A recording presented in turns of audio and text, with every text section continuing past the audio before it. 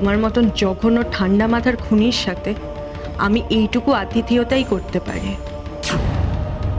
তুমি চলো, তোমার পেছনেই তোমার টাট্টু ঘোড়ার দল যাবে। আমার হাত থেকে কেউ ছাড়া পাবে না। ভুল করছেন, বিরাট বড় ভুল করছেন। জলে থেকে কুমিরের সঙ্গে ঝামেলা বাড়াবেন না দিদিমণি, বিপদে পড়বেন। জল, কুমিরকে শায়েস্তা করে কি করে জলে থাকতে হয় সেটা আমি খুব ভালো করে জানি কুঞ্জ। মনে রেখো, উষসী ঘোষের হাত থেকে তোমার নিস্তার নেই। চলো।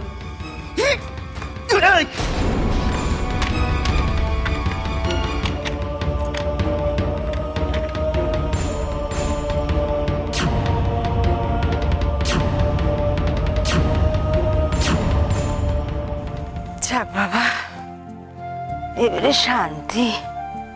নিশিতা ভালো ভালো বাড়িতে ফিরলেই নিশ্চিন্তে। কি যে হয়েছে আমার, বড় ছেলেটা একদিন বাড়িতে না থাকলে বাড়িঘর তো সব অন্ধকার লাগে।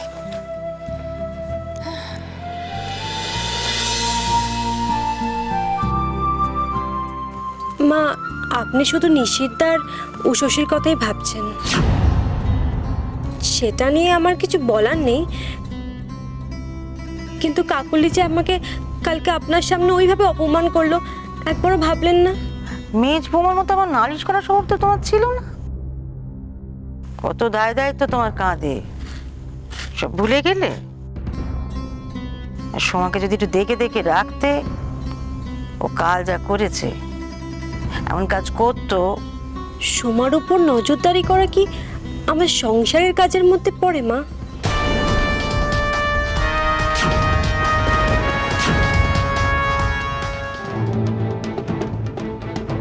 আপনাকে আমি চ্যালেঞ্জ করছি দিদিমণি,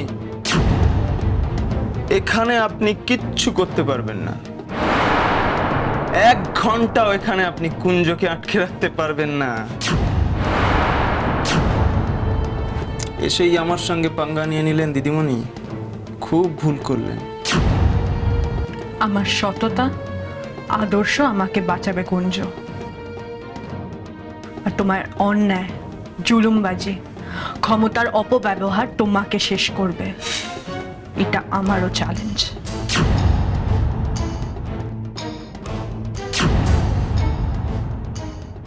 কুঞ্জদা হাজতে, এক্ষুনি সারা গ্রামের লোক ভেঙে পড়বে এখানে। সবাই খাবড়ে গিয়ে কুঞ্জদার বাড়িতে রওনা দিয়েছে খবরটা দিতে। এবার কি হয় দেখ। এর মধ্যে ম্যাডামের স্বামী, দিদি, শাশুড়ি সব এখানে এসেছে। মনে হচ্ছে ম্যাডাম এবার অসুবিধায় পড়বেন। হাজার হোক বিবাহিত মহিলা তো, ঘর সংসার বলেও তো একটা ব্যাপার আছে। বিবাহিত মহিলা তো এত সাহস দেখানোর কি দরকার ছিল? তুই আমায় এই বড়নাথ বইয়ের অফিসে নিয়ে এলি বলে পেট্রোল থানা এলুম। হ্যাঁ, থানা পুলিশের নাম শুনে না কেমন ভয় ভয় করতে থাকে। ওমা, তোমরা কখন এলে? এই তো যাওয়ার আগে ভাবলাম তোমার সাথে দেখা করে যাই। তোমার কোয়ার্টারটা ঘুরে আসলাম, বুঝলে? বেশ সুন্দর জায়গা, মা শুনলে নিশ্চিন্ত হবে। না, নিষিদ্ধে চলে যাবে ভাবলুম আমি তোমাকে নিজের হাতে একটু খাইয়ে দিয়ে যাই। বাড়িতে আমার কি কাজ বলো? বেশ, বসুন না, কোনো অসুবিধা নেই। পিসি ঠাকুমার কি এখানে বসে থাকা ঠিক হবে? কুঞ্জর লোকেরা আসতে পারে, ওরা কোনো ঝামেলা শুরু করার আগে নিশিত বেরিয়ে যাক, নাহলে আবার আটকে যাবে খামোখা।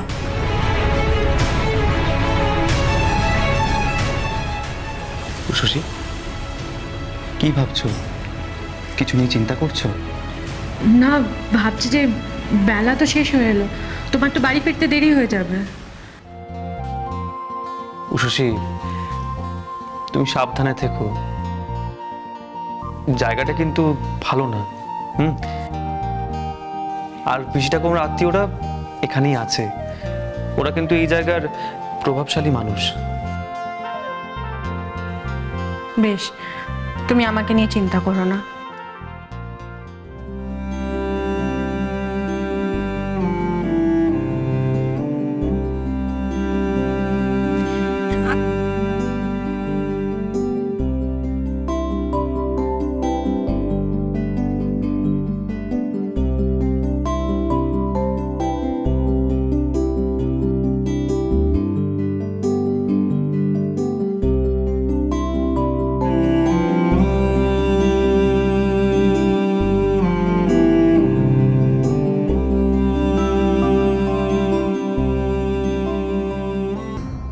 ছোট বৌমা, মেজ বৌমা বারবার ঠাড়ে ঠোড়ে শোনাতে চাইছে সোমার সাথে কার নাকি ভাব ভালোবাসা হয়েছে।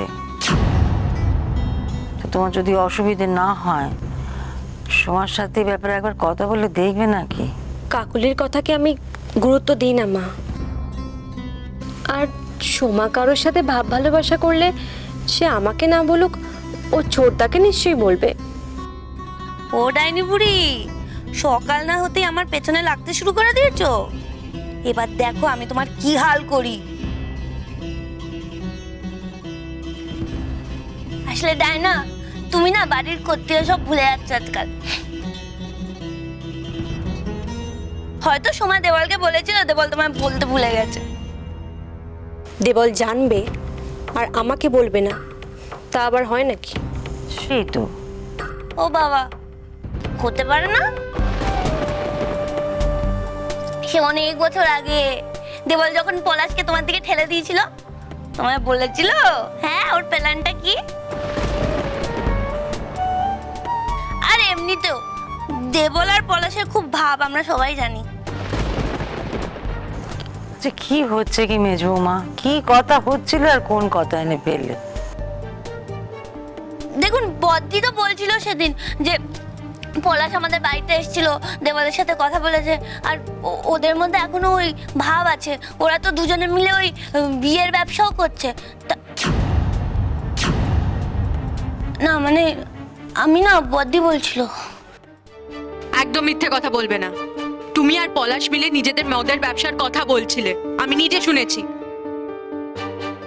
আসলে বদ্দি তো বলেছে যে পুরো ব্যাপারটা প্রমাণ করেই ছাড়বে। এবার যদি প্রমাণ করতে গিয়ে এটা প্রমাণ হয়ে যায় যে দেবল জানে যে পলাশ আর সোমা প্রেম করছে কিন্তু কিছু বলেনি, তখন? তাহলে শোনো কাকলি, আমি যদি জানতে পারি আমার স্বামী আমাকে ফাঁকি দিচ্ছে, মায়ের সামনে আমি কথা দিচ্ছি, এই চাবির গোছ আমি মায়ের পায়ের সামনে ফিরিয়ে দেব। আমি তো জানি পলাশ আর সোমার ব্যাপারটা, কিন্তু এটা তো ডায়নাকে জানানো যাবে না। ও কিছুতেই মানবে না ব্যাপারটা। কিন্তু এবার তাহলে কি হবে? আমার নাচ জামাই আর তার দাদার সঙ্গে তোমার আলাপ করিয়ে দেবো, কেমন? ওরা খুব ভালো লোক গো। নিশিত তো দুর্গা দুর্গা বলে রওনা দিয়েছে। এবার থেকে তোমার সব দায়িত্ব আমার। আমি তোমাকে দেখে শুনে রাখবো, কেমন? নিশ্চয়ই আলাপ করবো পিসি ঠাকুমা। আপনার যখন আত্মীয় তখন তো আমারও আত্মীয়, তাই না? দাদা, এই ম্যাডাম আজই এসে কুঞ্জদাকে অ্যারেস্ট করেছে, আপনি কিছু করুন।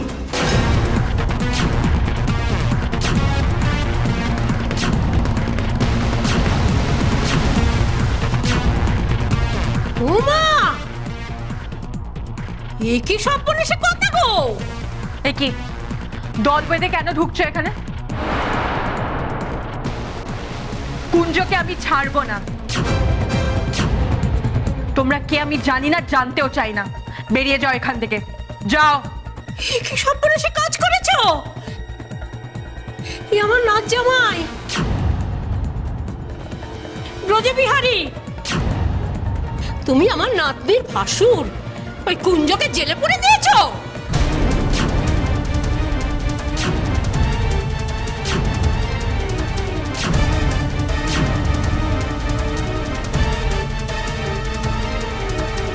কথা কানে যাচ্ছে না? নিয়ে এসো কুঞ্জকে, চলো।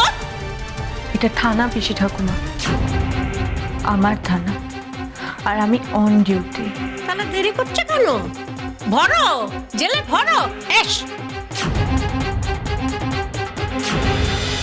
তোমায়